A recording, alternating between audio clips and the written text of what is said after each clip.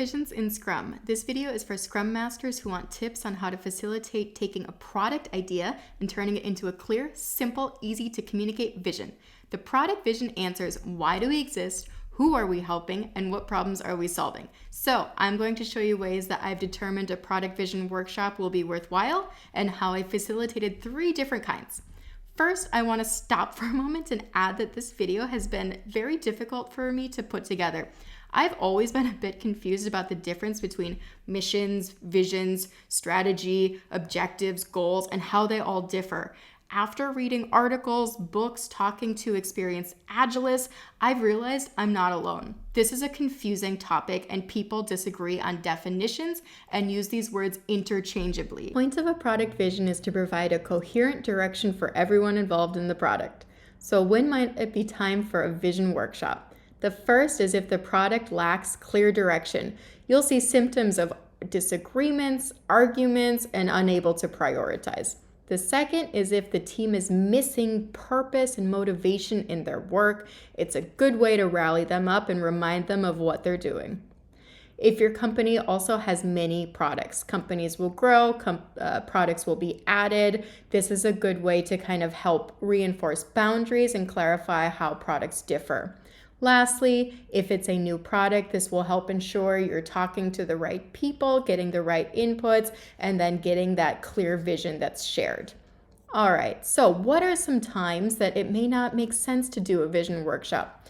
1, small tech companies with single products may not need to do a specific product vision workshop. The mission might be clear enough, that general direction might be obvious enough, it just may not make sense to do at that moment. The second is sharing a product vision for multiple products can also make sense. Agilists have disagreed with me on this. I think it does make sense because I'm a big fan of keeping things as simple as possible. If you have multiple products that are contributing to the same vision, I've seen it where we've tried to carve out specific product visions for each product, and it's only added confusion and caused us to go round and round in circles. All right, so consequences of not having a vision. Basically, you're probably going to end up focusing on outputs rather than outcomes, rather than driving those behavior changes and testing your hypothesis. I've seen it in my experience where we become a feature factory, just churning out work just to get work done. And ultimately, it's caused chaos and stress because the product hasn't been very impactful and ultimately unsuccessful. So in order to get ready to start the workshop, first you want to pick the board you're going to use. The first one I'm going to show you is by Roman Pichler. There are 5 different categories here. The first one is the vision. This is the one you're going to end with. Then the 4 categories, this is where you start. You talk about the target group, the needs, the product, the goals, how it's going to benefit the company. And then with these inputs, you'll be in a place where you can draft your product vision in a coherent way. Second, the product canvas. This is similar to the first one. It just has more inputs and more opportunities for good conversation with the right people. Lastly, the elevator pitch template. You can run this as a workshop, or you can just do this as I've done, which is I've worked with my product owner one-on-one after a vision workshop. And we've taken all the inputs and we just kind of reformatted the vision into this format, and it helped us be ready at any moment to say simply, clearly to whoever asked, what does your product do? All right, once you've chosen your template, then you want to, 1, work with your product owner. The product owner is the vision guardian. They need to be involved and on board with this every step of the way.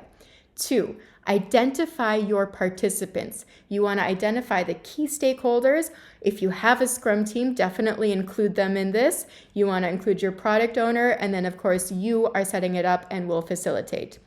3, schedule a half day all together. You don't want this to feel rushed, so if you do a half day, you'll have good amount of time to get this done. Lastly, prep the materials. If it's virtual or in person, you just want to make sure everyone has the materials and the access that they need to in order to contribute. Third, Facilitate. Here is how I've facilitated these workshops before. First, start with the introduction to the workshop. Icebreakers are great. They get people talking. Second, explain the purpose, the benefits, and the desired takeaway of that workshop. And then third, make sure that they ask any questions they need to in order to clarify, and everyone is on board with moving forward to the workshop itself. So then once you're ready to move forward, I recommend using the 1-for-all method. You start with the first category on your canvas. You take 2 minutes, brainstorm independently. Then you split into small groups of 4. You share together for about 5 minutes. Instruct the small groups to take out any duplicates that may exist. And then the last step is to get the small groups back together as a full group. And then each small group presents what they've discussed. This is where you're going to get those moments of clarity, moments of agreements, and that really important debate.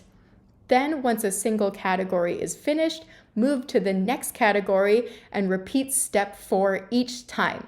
At the end, you're going to be at a point where you have all of your inputs, hopefully some clarity, maybe some open questions, but you'll be ready to draft that vision statement together. You can either do this by facilitating it all together, the conversation may be really flowing, or you can do another step of the 1-for-all. Lastly, I recommend doing a checkout. You can do a fist of 5, ask everyone to rate how useful they thought the workshop was, 1 being not useful, 5 being the most useful thing, and then anyone who's a 2 or less, ask them to explain why they gave that rating. My advice is to keep the product vision as simple as possible. Keep your teams away from putting together pages of detailed documents trying to answer every question and figure out every attribute of the product. In Scrum, we accept and embrace that we don't have all the answers up front, but we acknowledge that alignment and collaboration is essential. Focus on having just enough information and then build on it from there.